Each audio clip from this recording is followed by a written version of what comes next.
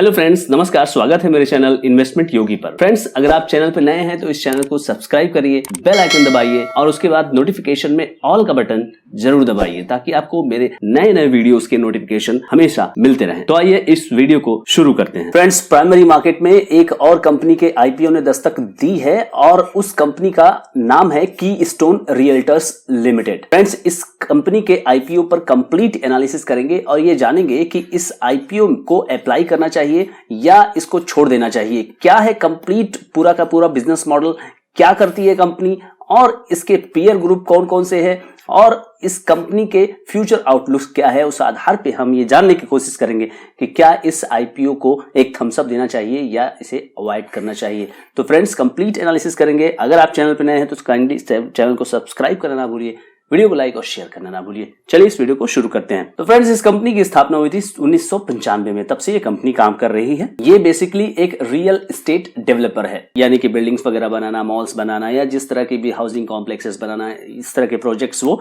Develop करती है। तो हम देखते हैं कि इनके क्या क्या प्रोजेक्ट्स हैं। तो रियल एस्टेट कंस्ट्रक्शन, उसके डेवलपमेंट यानी कि कंस्ट्रक्शन के साथ साथ उसका मेंटेनेंस वगैरह करना और उससे रिलेटेड एक्टिविटीज करना, ये सारी चीजें ये कंपनी करती है।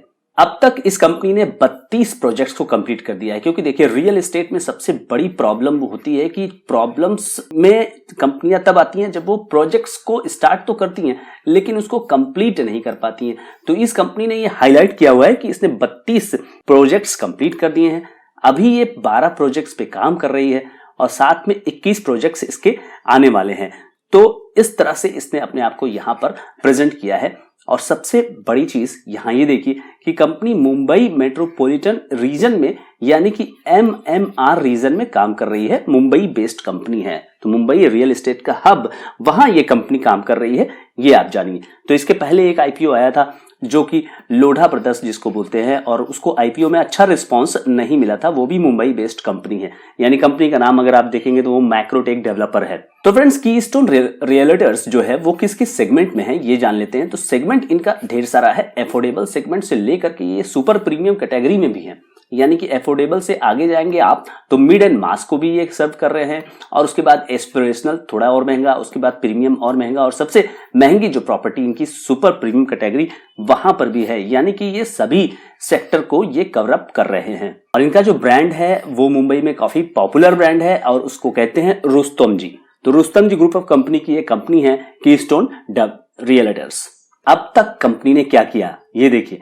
30 जून 2022 तक का ये डेटा है। कंपनी ने 20.22 million square feet of high value and affordable, ये ध्यान रखिए कि हाई वैल्यू क्योंकि सभी कस्टमर को ये अप्रोच करते हैं, affordable residential building, premium gated state, township भी डेवलप किया हुआ है इन्होंने, कॉर्पोरेट पार्क्स है, रिटेल स्पेसेस है, स्कूल्स, आइकॉनिक लैंडमार्क और वेरियस अदर जो रियलिटी प्रोजेक्ट्स है इन्होंने डेवलप किए हुए हैं।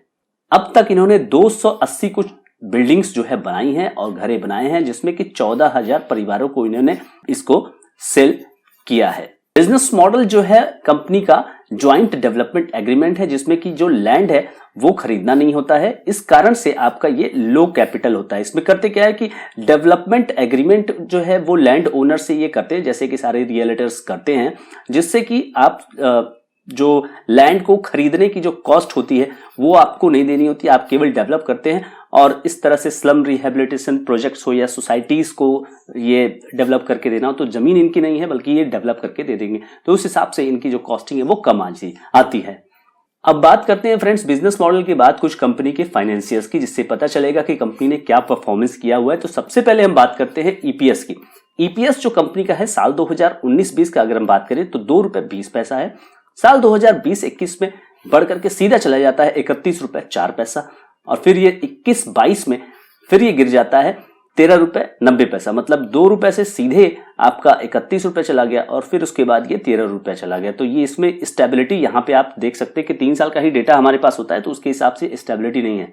रिटर्न ऑन नेटवर्थ की बात करते हैं साल 2019-20 में 5.14%, और जो कि ईपीएस से भी दिखा था 2020-21 में 38% सीधे चला गया और उसके बाद 14% 2021-20 में। तो यहाँ रिटर्न ऑन नेटवर्थ में भी वही चीज आपको दिखाई देगा। फ्रेंड्स, टोटल एसेट्स की बात करें तो साल 2019-20 में 4,415 करोड़, 2020-21 में 3,654 करोड़, 2021-20 में 3,876 करोड़ और अभी जून के क्वार्टर में 2022 में 3,910 करोड़। तो एसेट्स जो है आपका ये फ्लक्चुएट कर रहा है काफी ज्यादा। तो फ्लक्चुएशन में एसेट्स है तो यहां ये भी एक पॉइंट आपको ध्यान में रखना होगा फाइनेंशियल्स में।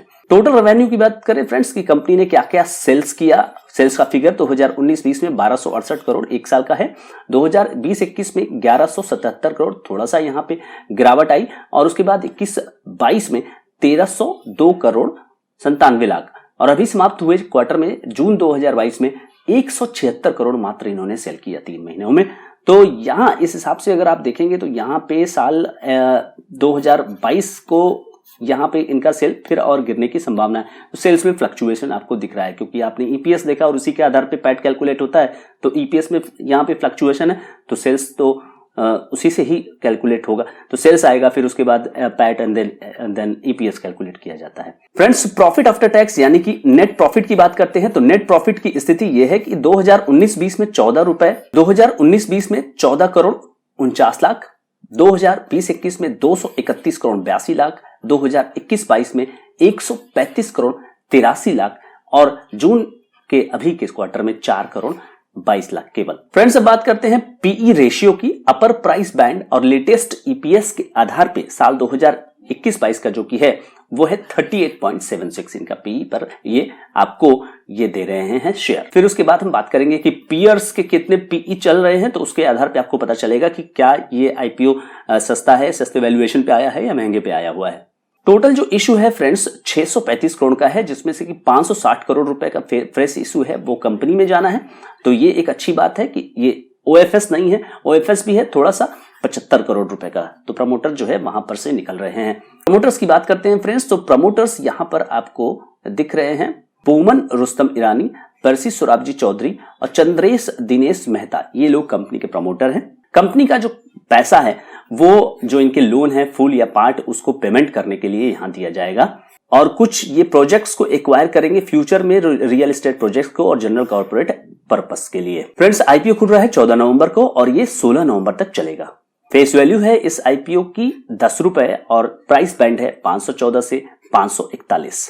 मिनिमम एप्लीकेशन आपको एक लॉट के लिए 27 शेयरों के लिए 14,607 रुपए देने होंगे और मैक्सिमम एप्लीकेशन 13 लॉट के लिए 351 शेयरों के लिए 1,89,891 रुपए के लिए लगाना होगा। फ्रेंड्स, अगर आपको ये शेयर नहीं मिलता है तो 22 नवंबर 2022 को ये रिफंड हो जाएगा। अगर आपको शेयर मिल जाता है तो 23 नवंबर को आपके डीमैट अकाउंट में क्रेडिट हो जाएगा और आईपीओ की लिस्टिंग डेट है 24 नवंबर 2022।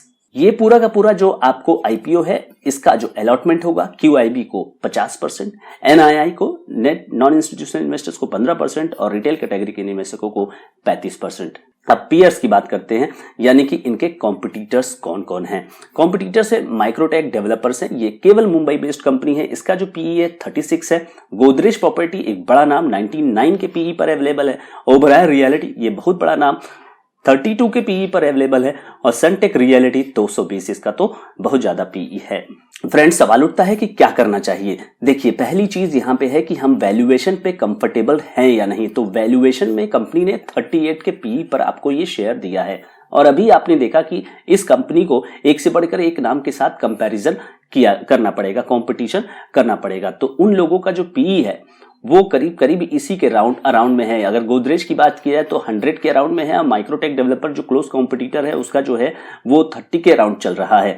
तो अगर इस कंपनी ने 38 का वैल्यूएशन जो करके यहां ऑफर किया है, अगर ये 25 to 30 के आसपास अगर होता तो ये और आकर्षक ये आईपीओ होता। दूसरी बात फ्रेंड्स की जाए कि बिजनेस मॉडल का क्या फ्यूचर है, तो बिजनेस मॉडल के फ्यूचर में कोई डाउट नहीं है। लॉन्ग टर्म तो इंटैक्ट है, लॉन्ग टर्म में इंटैक्ट है, इंडिया की स्टोरी इंटैक्ट है और आपको इंफ्रास्ट्रक्चर सेक्टर में, कंस्ट्रक्शन सेक्टर में बिल्डिंग्स वगैरह तो चाहिए ही चाहिए। तो कंस्ट्रक्शन में कोई दिक्कत नहीं है, उसकी एक्टिविटीज तो चलती रहेंगी।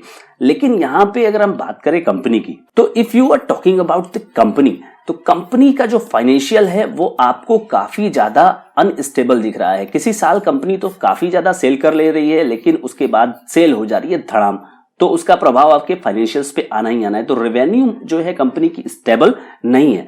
तो आपको यहां पे ये ध्यान रखना पड़ेगा कि क्या कंपनी स्टेबल हो रही है या होना चाहती है, कंपनी तो पुरानी है। तो करना क्या चाहिए फ्रेंड्स, तो दो चीजें हैं, लिस्टिंग गेन। तो लिस्टिंग गेन के लिए यहां पे डाउटफुल पोजीशन है क्योंकि कंपनी के फाइनेंशियल्स और उस हिसाब से तो नहीं दिखाई देते हैं। हाँ, अगर आप देखिए लोढ़ा डेवलपर्स के आईपीओ को भी रिस्पॉन्स अच्छा नहीं मिला था, लेकिन लिस्टिंग के बाद वो अच्छा गया था। तो आप माइक्रोटेक डेवलपर्स जिसका नाम है, तो इस आधार पे तो हम यहां पर आईपीओ में इन्वेस्टमेंट नहीं कर सकते कि कोई कंपनी ऐसी की थी तो हम उसको ऐसे कर लेंगे। तो रिस्पॉन्स अच्छा आना जरूरी है। तो लॉन्ग टर्म में तो आप बिल्कुल इस कंपनी के साथ जा सकते हैं, लेकिन थोड़ा परफॉर्मेंस के लिए वेट करेंगे। कुछ जो क्वार्टर्स के रिजल्ट है वो हम देखेंगे और उसके बाद हम डिसाइड करेंगे किस कंपनी के साथ क्या करना चाहिए। बाकी लिस्टिंग गेन के लिए हमें बाकी मार्केट की फोर्सेस को देखना होगा, तो इसमें थोड़ा सा वेट करना यहां पे ज्यादा जरूरी है। फ्रेंड्स एक बिग अलर्ट है कि ये जो वीडियो है ये पूरी तरह से एजुकेशन पर्पस से बनाया गया है। ये वीडियो आप केवल एजुकेशन पर्पस से ही लीजिए। अगर आपको इस आईपीओ में इन्वेस्ट करना है तो अपने फाइनेंशियल एडवाइजर से जरूर संपर्क करें। Thank you so much friends.